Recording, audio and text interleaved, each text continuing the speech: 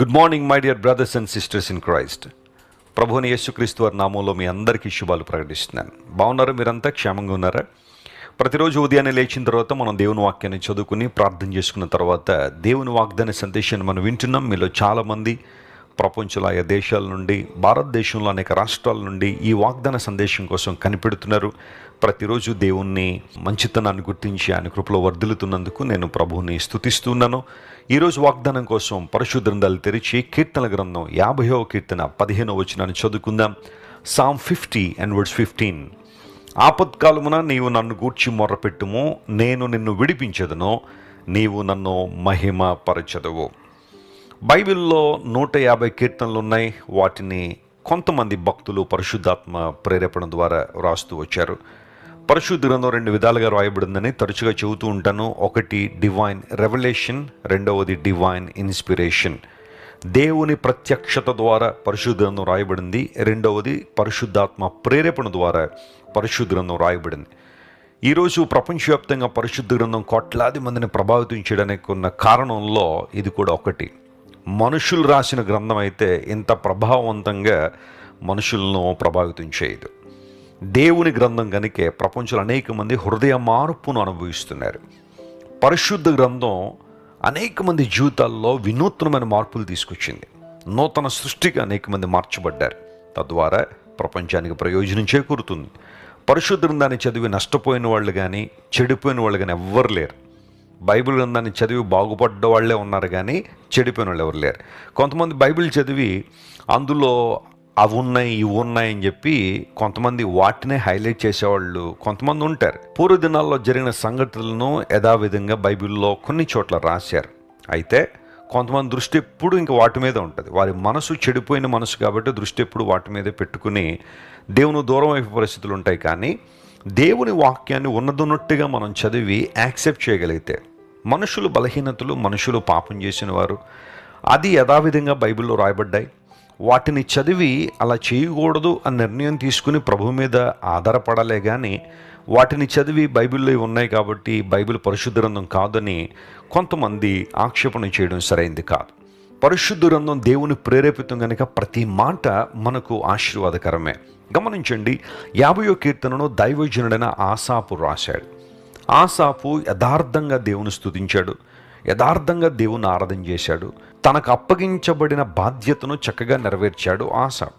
అయితే ఆసాపు రాసిన కీర్తనలో సంపూర్ణమైన విధేయతను మరియు అతనికి దేవుని పట్ల ఉన్న విశ్వాస్యత మనకు కనబడుతుంటుంది. 50వ కీర్తన మనం చదివినప్పుడు ఆపత్కాలమున నీవు నన్ను గురించి మొరపెట్టుము, నేను నిన్ను విడిపిస్తాను, నేను నిన్ను విడిపిస్తానేమో అనే మాట అక్కడ మనకు కనబడదు.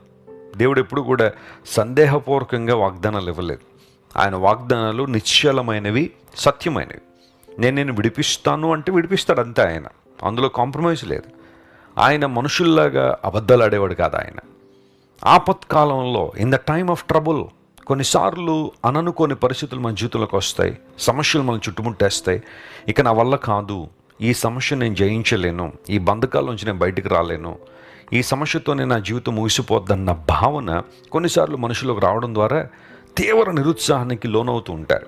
అలాంటి సందర్భంలో మనం దేవుణ్ణి ఆనుకోగలిగితే, ఆయన వైపు చూడగలిగితే, సర్వమును తన మాట ద్వారా కలుగు చేసిన సర్వశక్తిమంతుడైన ప్రభు మీద ఆనుకోగలిగితే ఆయన మనలను విడిపించే దేవుడు. రాజమండ్రి క్రైస్ట్ టిప్ సెంటర్లో ప్రతి ఆదివారం కొన్ని వేల మంది ప్రభువుని ఆరాధించడానికి వస్తూ ఉంటారు. నేను ఆయా సందర్భాల్లో కొంతమందితో మాట్లాడుతున్నప్పుడు వారి జీవిత సాక్ష్యాలు అడిగి తెలుసుకుంటాను. దేవుని అంగీకరించడం వల్ల, దేవుని మందిరానికి రావడం ద్వారా, వాక్య సత్యాలు వినడం ద్వారా మీ జీవితంలో ఎలాంటి మార్పులు వచ్చాయో చెప్పండి అని అడిగినప్పుడు కొంతమంది చెప్పే సాక్ష్యాలు చాలా ప్రభావవంతంగా ఉంటాయి. ఒకప్పుడు వారి జీవితాలు వేరు, ఒకప్పుడు వారి బ్రతుకులు వేరు. కానీ ప్రభువుని అంగీకరించిన తర్వాత, రక్షణ పొందిన తర్వాత, క్రీస్తు మార్గంలో వారు నడుస్తున్నప్పుడు వారి జీవితాల్లో దేవుడు చేసిన గొప్ప కార్యాలు, ఆయన ఇచ్చిన విడుదల, విమోచన చాలా ఉన్నతమైంది. ఒకవేళ ఈరోజు నీవు కూడా ఏదైనా ఒక ఆపదలో చిక్కుకుని ఆపత్కాలంలో ఉండి అటు ఇటు పరిగెత్తి వారు సహాయం చేస్తారా, వీరు సహాయం చేస్తారని పరిగెడుతున్నావా? దేవుని వైపు చూడు ఒకసారి. ఆయన పాదాల దగ్గరికి వచ్చేసాయి. కృపాసింహాసనం దగ్గర మోకరిల్లిన ఏ వ్యక్తి కూడా నిరుత్సాహంతో తిరిగి వెళ్ళలేదు. Praise the Lord. దేవుడు కృపగలవాడు. ఆయన తన కృపను సంపూర్ణంగా మన మీద కృమ్మరించే దేవుడు. ఆయన వాస్తవానికి మన పాపాన్ని బట్టి మన మీద ఉగ్రత నిలిచి ఉండాలి, కానీ యేసు ప్రభువారు ఈ లోకానికి వచ్చి ఉగ్రతను ఆయన భరించి మనందరికీ రక్షణ ఇచ్చారు. ఆయన మనలను రక్షణ పొందుటకే నియమించాడని బైబిల్లో రాయబడి. నీ దేవుడు నిన్ను విడిపించువాడు ఆయన. ఆయా సందర్భాల్లో చాలామందిని నిరుత్సాహపరచొచ్చేమో, కానీ దేవుని మాట యందు విశ్వాసం ఉంచు. ఎప్పుడైతే మనం ఆపత్కాలంలో దేవుని సన్నిధిలో మొరపెట్టినప్పుడు ఆయన మనకు విడుదల ఇచ్చారో, ఇప్పుడు మనం దేవుని మహిమపరచాల్సిన వారమై ఉన్నాం.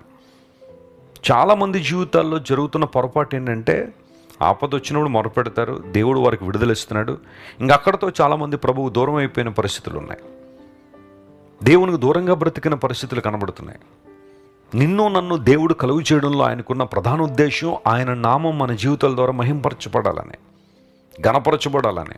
నా మహిమ నిమిత్తము నేను సృజించిన వారిని నా దగ్గరికి తెప్పించుమంటాడు కదా ఆయన. దేవుడు నిన్ను నన్ను కలుగు చేయడంలో ఒక ప్రాముఖ్యమైన ఉద్దేశం, విశిష్టమైన ఉద్దేశం ఏంటంటే ఆయన నామం మహింపరచబడాలి. అది జరగనప్పుడు మన జీవిత పరమార్థాన్ని మర్చిపోతున్నాం మనం. నీ ద్వారా దేవునికి మహిమ రావాలి. పౌలు భక్తుని చూసిన ప్రతి ఒక్కరూ దేవుని మహింపరిచారని లేఖనాలు సెలవిచ్చాయి. ఒకప్పుడు సంఘాన్ని అపరిమితంగా హింసించిన ఈ వ్యక్తి ఇప్పుడు అదే విశ్వాసాన్ని ప్రకటిస్తున్నాడు అని పౌలు గారిని చూసినప్పుడు ఆయన జీవితాన్ని బట్టి అనేక మంది దేవుని మహింపరిచారట. ఒక సూటి ప్రశ్న అడుగుతున్నాను, నీ ద్వారా దేవుడు మహింపరచబడుతున్నారా? ఆయన నామం కనపరచబడుతుందా? ఆయన హెచ్చింపబడుతున్నారా? పరిశీలన చేద్దాం. దేవునికి మహిమను ఆపాదించగలిగితే అంతకన్నా ఆశీర్వాదం మరొకటి లేదు. సంతృప్తిని, సమాధానాన్ని, ఆశీర్వాదాన్ని, ఆదరణను సమృద్ధిగా దేవుడు మనకు దయచేయవాడే ఉన్నాడు. దేవుని బిడ్డలారా, ఈ వాగ్దానాన్ని ఈరోజు క్లెయిమ్ చేసి ప్రభువును స్తుతించండి. అసాధారణమైన అద్భుతాలు మీ జీవితంలో జరగాలని పట్టుదలగా మీకోసం ప్రార్థన చేస్తున్నాను. కన్ను మూసుకోండి, ప్రార్థన చేద్దాం. ప్రేమగల తండ్రి, నీకు వందనాలు. ఈరోజు మీరు మాకు ఇచ్చిన వాగ్దాన సందేశాన్ని బట్టి నీకు స్తోత్రాలు. ఆపత్కాలంలో మేము మొరపెట్టినప్పుడు మాకు విడుదల అనుగ్రహించే దేవుడు గనుక నీకు వందనాలు. నీ ప్రేమ గొప్పది, మా పట్ల నీకున్న ఉద్దేశాలు గొప్పవయ్యా. నీ మంచితనాన్ని బట్టి నేను స్తుతిస్తున్నాం. ఈ వాగ్దాన సందేశాన్ని వీక్షిస్తున్న మా ప్రియులందరినీ, వారి యొక్క కుటుంబాలను మీరు దీవించండి, ఆశీర్వదించండి. ఎవరైతే అనారోగ్యంతో ఉన్నారో స్వస్థ ఇవ్వండి, విడుదలైన వారికి విడుదల ఇవ్వండి ప్రభువా. అన్ని రకములైన ఆశీర్వాదాల కోసం నిజంలో కనిపెడుతున్న వారిని బలపరచండి. ఘనత మహిమ నీకే చెల్లిస్తూ యేసు నామం పేరట అడుగుచున్నాం తండ్రి. ఆమేన్, ఆమేన్. God bless you, dear friends. Have a wonderful day. Thank for watching. Please subscribe, like, comment and share.